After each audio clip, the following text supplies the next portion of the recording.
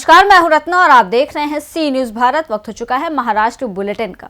इस बुलेटिन में बात होगी धूले की, जहां शिरपुर में 3 संदिग्धों के पास से 4,11,000 के नकली नोट मिले हैं। क्या है पूरा मामला, देखिए इस रिपोर्ट में। शहर पुलिस ने 3 लोगों को गिरफ्तार किया है, जो शहर के निचले हिस्से के एक गांव बौद्धवाड़ा में 2 पहिया वाहन पर 4,11,000 रुपए के नकली नोट, 2 पहिया वाहन, मोबाइल फोन आदि ले जाते हुए संदिग्ध रूप से यात्रा कर रहे थे। इनके पास से कुछ 5,46,500 रुपए बरामद किए गए हैं। 2 फरवरी को सिटी पुलिस स्टेशन के सहायक पुलिस निरीक्षक हेमंत पाटिल अपने सहयोगियों के साथ गश्त कर रहे थे। तभी खलचे गांव बौद्धवाड़ा में 2 पहिया वाहन पर सवार 3 लोगों को संदिग्ध रूप से देखा गया। पुलिस के अस्पष्ट जवाब से पुलिस का संदेह बढ़ गया और उन्हें थाने ले जाया गया और उनके शरीर और बैग की तलाशी ली गई। कुल 823 नोट मिले, जिनकी कीमत 4,11,500 रुपए हैं। साथ ही 10,000 रुपए का एक मोबाइल, 1.5 लाख रुपए का 2 पहिया वाहन भी जब्त किया गया। पुलिस द्वारा गिरफ्तार किए गए संदिग्धों के नाम पुंडलिक पिरान सुभाष मोरे, रंगमल रतिलाल जाधव है।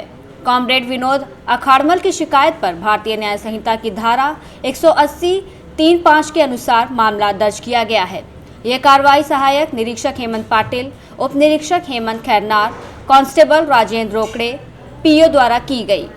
पिरन सुभाष मोरे, राहणार चांदपुरी, तालुका शिरपूर व तिसरा रंगमल रतिलाल जाधव, राहणार ऐंचाडे, तालुका साक्री, या 3 लोकांना संशयितरित्या फिरताना ताब्यात घेण्यात आलं होतं।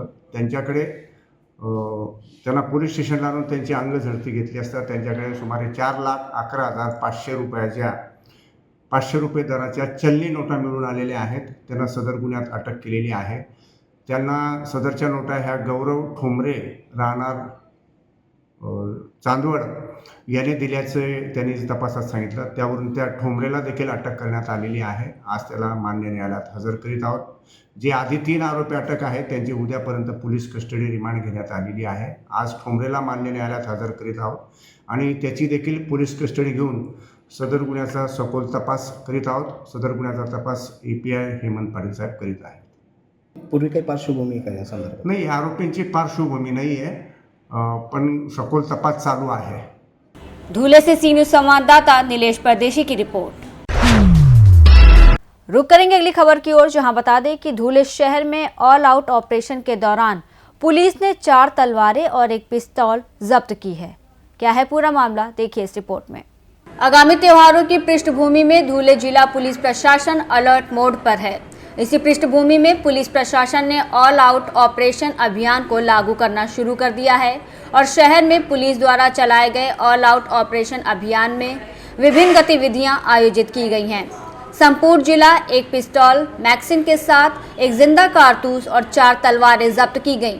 इसके अलावा गांजा, गावती हटबट्टी शराब और मोटर वाहन अधिनियम के तहत भी छापेमारी की गई। धूले पुलिस द्वारा की गई इस कार्रवाई में 1,425 लीटर गावती हाथ भट्टी शराब जब्त की गई और जुआ अधिनियम के तहत 11 मामले दर्ज किए गए हैं। साथ ही मोटर वाहन अधिनियम के तहत 111 मामले दर्ज किए गए और 37,700 रुपये का जुर्माना वसूला गया है। पुलिस प्रशासन ने बताया कि आगामी वर्षों में आने वाले त्योहारों और उत्सवों को देखते हुए ये कार्रवाई जारी रहेगी। जिल्ह्यामध्ये आपण काल संध्याकाळी 6 ते रात्री 12 वाजेपर्यंत एक ऑपरेशन ऑल आउट असं आपण एक राबवण्यात आलं। त्यामध्ये आपण मोठ्या प्रमाणात कारवाई करण्यात आली आहे। त्याच्यामध्ये आपण 1 पिस्टल, 1 राऊंड, 4 तलवारी, त्याचप्रमाणे आपण NDPS चा एक गुन्हा दाखल केलेला आहे। हातभट्टीवर आपण एकूण 38 ठिकाणी कारवाई केलेली आहे। ज्या ठिकाणी लोक ओपन स्पेसेसमध्ये दारू पितात, नदी किनारी दारू पितात, त्यांना देखील आपण पकडलेलं आहे। एकूण 11 जुगार केसेस आपण याच्यामध्ये पकडलेले आहेत। 2 जे पाहिजे असलेले आरोपी आहेत ते आपण याच्यामध्ये पकडलेले आहेत। 2 तडीपा त्यांची ऑर्डर पूर्वी काढली होती ते देखील आपल्याला हातीमध्ये आढळले, त्यांना देखील आपण पकडलेले आहे। एकूण 111 मोटर व्हेकल ऍक्टच्या अंतर्गत आपण कारवाई केलेली आहे। त्याच्यामध्ये साधारणतः 38,000 रुपये एवढा आपण दंड रक्कम आपण वसूल केलेली आहे। त्याचप्रमाणे आपण एकूण 20 वॉरंट बजावणी या ठिकाणी केली आहे। 38 हिस्ट्री शीटर्स चेक केलेले आहेत आणि एकूण 85 आपण धाबे, बार आणि लॉजेस वगैरे आपण चेक केलेले आहेत। सर, ही कारवाई केली का ही संपूर्ण जिल्ह्यामध्ये आपण राबवलेली आहे। याच्यामध्ये 17 पोलीस स्टेशन, LCB, वाहतूक शाखा हे सर्वजण याच्यामध्ये सहभागी होते। धूले से सी न्यूज संवाददाता नीलेश परदेशी की रिपोर्ट। बात करेंगे धुले की, जहां बता दें धुले में चंद्रशेखर गवली ने 86 केजी विभाग में महाराष्ट्र कुश्ती चैंपियनशिप में स्वर्ण पदक जीता। देखिए रिपोर्ट। धुले में एकनाथ विजय व्यायामशाला के मल्ला चंद्रशेखर संजय गवली ने हाल ही में अहिल्यानगर में आयोजित महाराष्ट्र केसरी प्रतियोगिता में 86 किलोग्राम मिट्टी डिवीजन समूह में स्वर्ण पदक जीता। उनके धुले शहर आगमन पर पिता संजय पिराजी गवली, माता चंद्रकला का उनके घर पर स्वागत किया गया।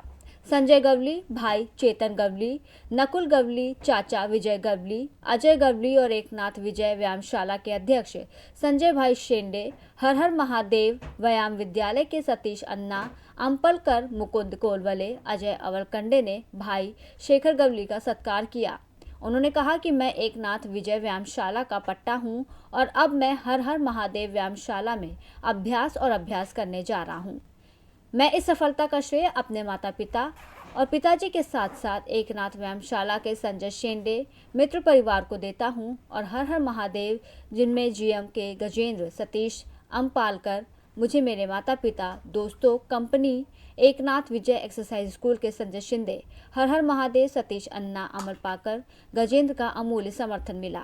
उन्होंने कहा कि मैं रोज रनिंग और 5 उठक बैठक करता हूं, उसके बाद कुश्ती की प्रैक्टिस करता हूं और कोच संजय पाटिल सर ने बहुमूल्य सहयोग दिया है और अब से मैं ओलंपिक में भारत के लिए स्वर्ण पदक लाने का प्रयास करूंगा। सुहास आंबलकर, चंद्रशेखर गवली, इन्होंने स्वर्ण पदक प्राप्त किया है। इससे धुलिया की शान बढ़ गई है, लेकिन इससे और भी आगे जाकर ओलंपिक में देश के लिए स्वर्ण पदक जीतने लाने चाहिए, ऐसी इच्छा इन्होंने व्यक्त की है। तुम्हाला भाऊ मी विजय गवळी, विजय पिराजी गवळी, चंद्रशेखर गवळीचा मी मोठा काका, हे माझे 2 नंबरचे भाऊ संजय गवळी आणि 3 नंबरचे भाऊ आता बाहेर गेले ते अजय गवळी. चेतन गवळीला कुस्ती घ्यायची हौस होती, पण तो इंजर्ड झाल्यामुळे आमची जे फॅमिलीची इच्छा होती की बा महाराष्ट्र केसरी पदापर्यंत आपल्या फॅमिलीतला एखादा पैलवान जावा, ही आमच्या वडिलांची, आजोबांची, सर्वांची इच्छा होती. कारण ते जुने मल्ल होते, पण ते इंजर्ड झाल्यामुळे ती जबाबदारी शेखरने आपल्या खांद्यावर घेतली आणि ती जबाबदारी त्यांनी पूर्ण मनाने स्वतःच्या हिमतीवर आणि स्वतःची इच्छाशक्ती जागृत करून त्यांनी संपूर्ण जीवन कुस्ती क्षेत्रासाठी लावण्यासाठी त्यांनी पूर्ण मेहनत करून आज महाराष्ट्र केसरी 86 किलो वजन गटात सुवर्णपदक धुळे शहराला मिळवून दिलं. याच्यात आम्हाला सर्वांना आनंद, खूप आनंद येतो, शब्दात व्यक्त होणं आता शक्य होत नाही. चंद्रशेखर गवळी त्याची स्वतःची एक इच्छा आहे की तो फक्त महाराष्ट्र केसरी पदापर्यंत न थांबता देशासाठी, राज्यासाठी, ऑलिम्पिक पदासाठी त्याची खेळायची इच्छा आहे. ती इच्छा आम्ही त्याची पूर्ण करू, तो स्वतः त्यासाठी तयार आहे आणि ते त्याने मिळावं यासाठी त्याला पूर्ण आमचा परिवाराचा आशीर्वाद, सपोर्ट असेलच, परंतु धुळे शहरातील सर्व कुस्ती शौकीनांचे त्याला सहकार्य, आशीर्वाद मिळतील ही अपेक्षा ठेवतो. अहिल्यानगर येथे 67वी महाराष्ट्र केसरी कुस्ती स्पर्धा पार पडली आता, तर त्या ठिकाणी मी सुवर्णपदक मिळवलं. तसंच धुळे जिल्ह्याला खूप वर्ष आले सुवर्णपदक नव्हतं, ते मी मिळवलं. त्याचा मला अभिमान वाटतो आणि धुळेकरांचा प्रेम माझ्या पाठीशी होतं, त्याच्यामुळे शक्य झालं. तसंच आईवडिलांचा आशीर्वाद, सर्व घरच्यांचं प्रेम होतं, सरकारचा आशीर्वाद होता, त्याच्यामुळे शक्य झालं. आणि एकनाथ विजय व्यायामशाळेचे अध्यक्ष संजय शेंडे हे पण त्यांच्यावर मार्गदर्शन होतं. तसंच मी एकनाथ विजय व्यायामशाळेचं मल्ल असून पण माझी पूर्ण प्रॅक्टिस ही हर महादेव विजय व्यायामशाळेमध्ये गजेंद्र रामपाल संस्था अध्यक्ष तिथे मी प्रॅक्टिसला जायचो रेग्युलर. तिथले अध्यक्ष सतीश अण्णा अंपळकर हे पण यायचे. तसंच तिथले कोच संजय पाटील सर यांनी पण मला खूप मार्गदर्शन केलं, त्याच्यामुळे सर्व शक्य झालं. हे माझं एकट्याचं पदक नव्हतं, हे सर्व धुळेकरांचं प्रेम होतं, त्याच्यामुळे शक्य झालं. आणि माझ्या वडिलांचं मी स्वप्न होतं की महाराष्ट्र केसरीमध्ये पदक जिंकावं, सुवर्णपदक जिंकावं. घरच्यांचा इच्छा होती की मी पदक जिंकावं महाराष्ट्र केसरीमध्ये. तसंच घरच्यांचं स्वप्न फक्त महाराष्ट्र केसरीचं पदक नसून हे सिनियर नॅशनल, ऑलिम्पिक भारतात खेळावं ही देखील घरच्यांची इच्छा आहे, ती मी लवकरच पूर्ण करेन. धन्यवाद. किती वेळ तुम्ही व्यायाम करता आणि काय काय खुराक असतो तुमचा? मी रोज सकाळी 5:30 वाजता उठतो. 5:30ला उठून फ्रेश वगैरे होऊन 6 वाजता लाईनअप असतो. हरण माझी व्यायामशाळेतून प्रॅक्टिस करत होतो आता कंटिन्यू. मग तिथं रेग्युलर जात होतो. मग तिथे संजय पाटील सर प्रॅक्टिस घ्यायचे आमचे सर्व कोचेस तिथले. मग तिथं सकाळी उठून सपाट्या असतात, 500 सपाट्या, 500 दंड, मग रनिंग बिनिंग ते कुस्तीचं धडे वगैरे. वापस संध्याकाळी 4 वाजता प्रॅक्टिस लाईनअप होतो. वापस 4ला प्रॅक्टिस चालवून मग ज्यूस वगैरे दिवसाची दिनचर्या सगळं वेगवेगळं शेड्यूल असतं. त्या प्रकारे फॉलो केलं आणि आज सुवर्णपदक जिंकलं.